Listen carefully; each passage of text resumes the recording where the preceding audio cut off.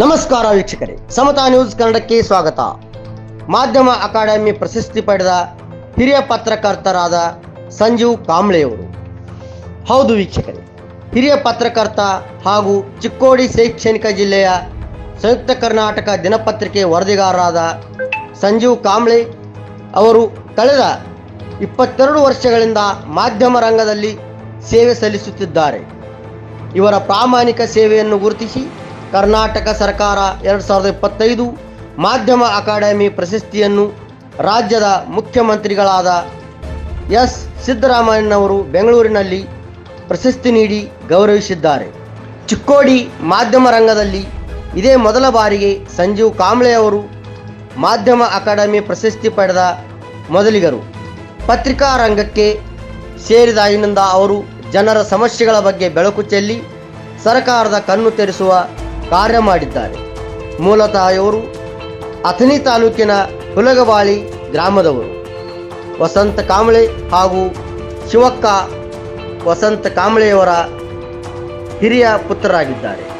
ಕನ್ನಡ ಪ್ರಾಥಮಿಕ ಶಿಕ್ಷಣವನ್ನು ರಾಯಬಾಗ ತಾಲೂಕಿನ ಬ್ಯಾಕುಡ್ ಗ್ರಾಮದ ಸರ್ಕಾರಿ ಪ್ರಾಥಮಿಕ ಶಾಲೆಯಲ್ಲಿ ಹಾಗೂ ರಾಯಬಾಗ್ RVR ಪ್ರೌಢಶಾಲೆಯಲ್ಲಿ ಪ್ರೌಢ ಶಿಕ್ಷಣ ಪಡೆದುಕೊಂಡಿದ್ದಾರೆ. ವಸಂತ ಕಾಂಬ್ಳೆ ಹಾಗೂ ಶಿವಕ್ಕ ವಸಂತ ಕಾಂಬ್ಳೆ ದಂಪತಿಗಳು ಕಿತ್ತು ತಿನ್ನುವ ಬಡತನದಲ್ಲೇ ಕೂಲಿ ಮಾಡಿ ಹಿರಿಯ ಪತ್ರಕರ್ತ ಸಂಜೀವ್ ಕಾಂಬ್ಳೆ ಅವರಿಗೆ ಉನ್ನತ ಶಿಕ್ಷಣ ನೀಡಿದ್ದರು. ಸಂಜೀವ್ ಕಾಂಬ್ಳೆಯವರು ಪತ್ರಿಕೋದ್ಯಮದಲ್ಲಿ 2007-2008ರಲ್ಲಿ ಕರ್ನಾಟಕ ವಿಶ್ವವಿದ್ಯಾಲಯದಲ್ಲಿ ಪತ್ರಿಕೋದ್ಯಮ ಸ್ನಾತಕೋತ್ತರ MA ಪದವಿ ಪಡೆದುಕೊಂಡಿದ್ದಾರೆ.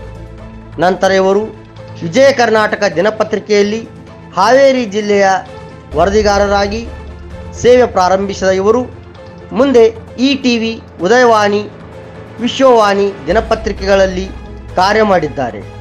ಇದೀಗ ಇವರು ಚಿಕ್ಕೋಡಿ ಸಂಯುಕ್ತ ಕರ್ನಾಟಕ ದಿನಪತ್ರಿಕೆಯಲ್ಲಿ ವರದಿಗಾರರಾಗಿ ಕಾರ್ಯನಿರ್ವಹಿಸುತ್ತಿದ್ದಾರೆ.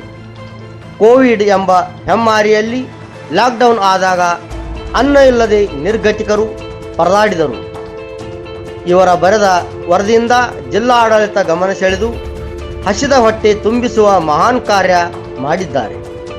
ಲಾಕ್ಡೌನ್ನಲ್ಲಿ ಮಾಜಿ ದೇವದಾಸಿಯರಿಗೆ ಸರ್ಕಾರ ನೀಡುತ್ತಿದ್ದ ಮಾಶಾಸನ ನೀಡಿರಲಿಲ್ಲ.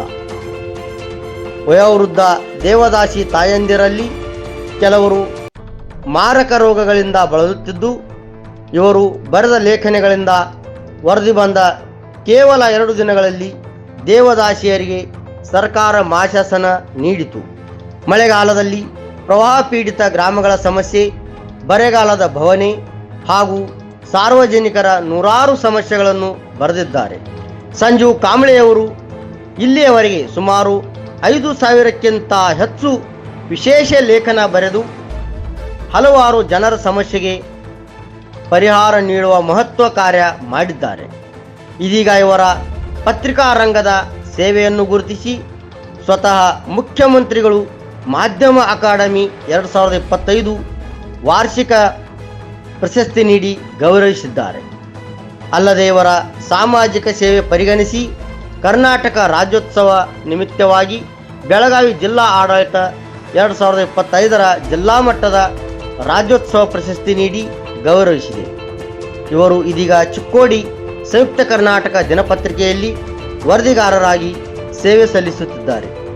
ಸಂಜೀವ್ ಕಾಂಬ್ಳೆಯವರು ವಿವಿಧ ಸಮಸ್ಯೆಗಳು ಹಾಗೂ ಜನಪರವಾದ ಸಾಕಷ್ಟು ಲೇಖನಗಳನ್ನು ಬರೆದು ಅಧಿಕಾರಿಗಳು ಹಾಗೂ ಜನಪ್ರತಿನಿಧಿಗಳು ಸರ್ಕಾರದ ಗಮನ ಸೆಳೆಯುವ ಕಾರ್ಯ ಮಾಡಿದ್ದಾರೆ.